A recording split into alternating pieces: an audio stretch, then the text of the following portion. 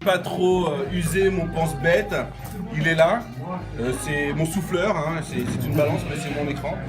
Et ce texte commence comme ça. Un fond musical et tout. Je ne sais rien faire. Je sais rien faire. Je n'ai pas de bac pro. Je n'ai pas de BTS. Encore moins de CAP. Non, vraiment, je ne sais rien faire.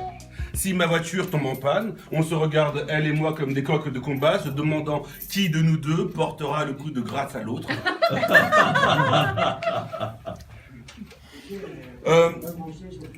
Je ne sais pas coudre.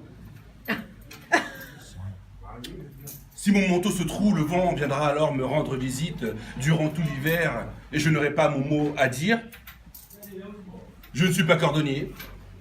Alors je traîne le long des plages pour ne pas avoir à acheter ni à réparer des chaussures. Non, vraiment, j'ai beau chercher, je ne sais rien faire de mes 10 doigts. Lorsque j'ouvre une notice de montage, c'est déjà pour moi de la métaphysique. Je suis né dans la caste des intouchables. Je ne peux rien toucher, sinon je casse. Les vers, par exemple, qui passent entre mes doigts, ont déjà fait leur testament, parce qu'ils savent qu'avant, à la fin de la soirée, leur destination sera à la poubelle.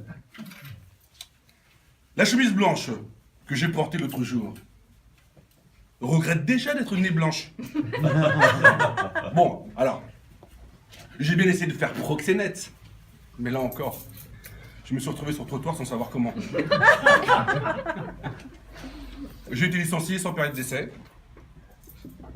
Je ne sais rien faire de mes 10 doigts.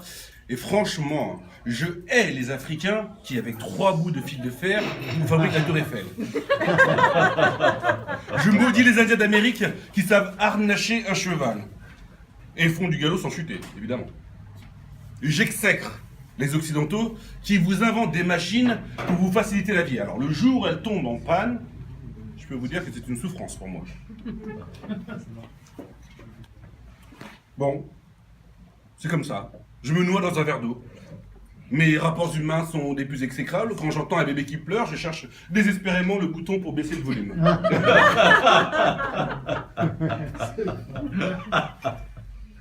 J'ai eu une révélation un jour. Quand un psy m'a dit, donc vraiment, mais à court d'espoir, que j'étais un handicapé de la vie. J'ai su dès lors qu'il n'y avait pas de remède contre cela. Mais bon, à qui la faute si la vie a été livrée sans mode d'emploi, ni même de notice descriptive? Alors du coup, j'ai réfléchi. Et j'ai passé en revue et relu tous les mots que j'avais couchés là et qui font sourire certains et font pleurer d'autres.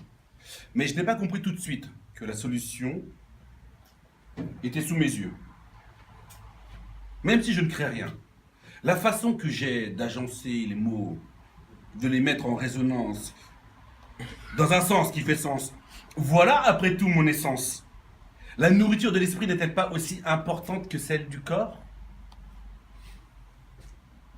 Tous ces mots, couchés, allongés sur des civières ou des chaises roulantes, sur des brancards, en intraveineuse, avec ou pas de pacemaker, qui prennent la tension, que l'on ranime à coups de défibrillateur, sont tous en patience dans ce grand hôpital que l'on nomme dictionnaire. Que serait-elle sans le thérapeute qui a le pouvoir de les mettre en éveil, de les faire danser?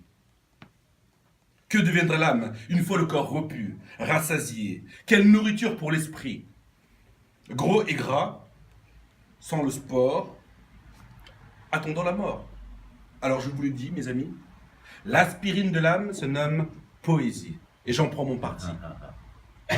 Et je continue de souffler sur les braises pour que le feu reprenne. Qu'un seul aime, et d'autres suivront. Finalement, recoudre les mots. Voilà ma destinée. Parce que tout commence par le verbe pour construire la paix, la première chaîne. Merci. Bravo.